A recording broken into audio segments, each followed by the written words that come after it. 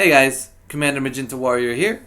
As you can tell by the title, today we're going to be talking about what, in my opinion, is one of the biggest, if not the biggest, engineering noob trap in the game, which is the phasing damage experimental effect.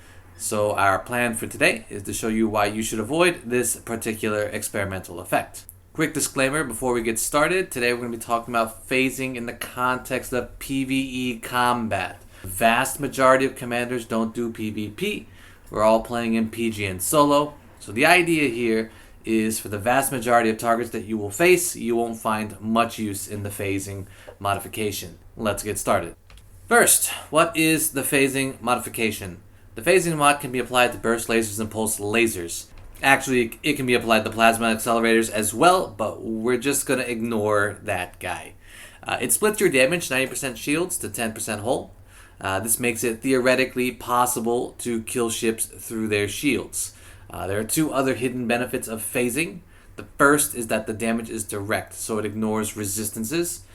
The other is that the phasing damage ignores fall off.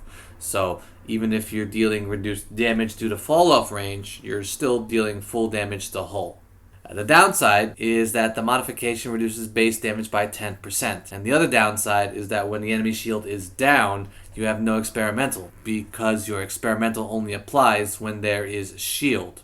There are a couple of other conditional experimentals though, so it's not like this is the end of the world. So what is the problem with phasing builds? Well, first, the damage these weapons provide in general is really low. Your large burst has 7.73 damage per shot base.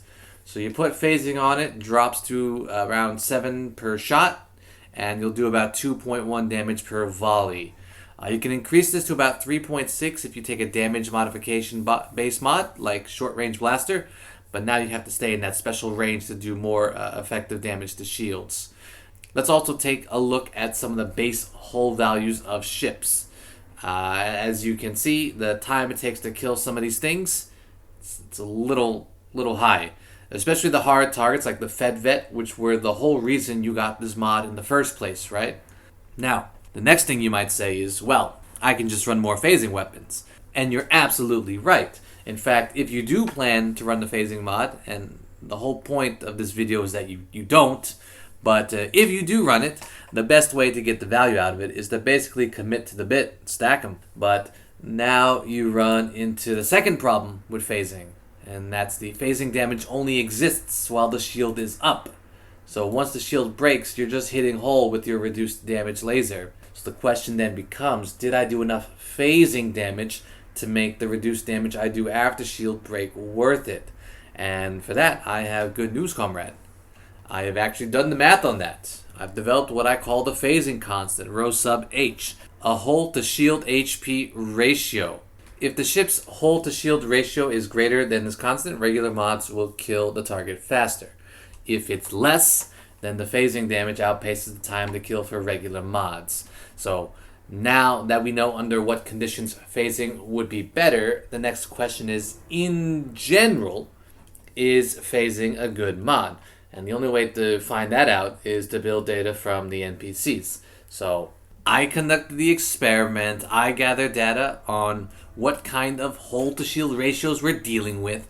And like the honest commander I am, I'll note up front that I only tested on Wing Massacre mission targets, since they were the easiest for me to set a fixed total damage on. My results, as always, are on the Daijobu Playground sheet, linked in the description. Results: not seeing the phasing damage payoff on these targets. The only target for which the phasing would perform better were the vultures with their stupidly low hull to shield ratio, and only for the Saitos. But you probably bought those phasing mods for big guys like Fed Vets. For the vast majority of targets, you will lose kill time by using phasing. Even if we consider the case in which we use short-range blaster phasing to try to kill through increased phasing damage alone, the regular efficient oversized is still the better option in general. I think phasing is an interesting mod concept, but the numbers simply aren't there to justify its use in most cases.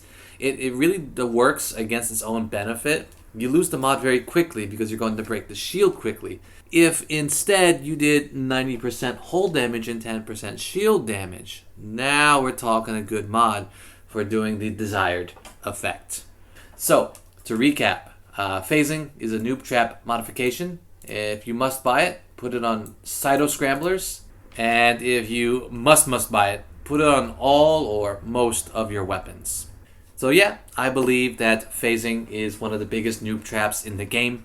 If you disagree, feel free to let me know. If there's anything you'd like us to try out, anything you'd like us to sort of do some math on, please feel free to drop it in the comments or drop it in the Discord linked below. But other than that, that's pretty much it. Thanks for watching.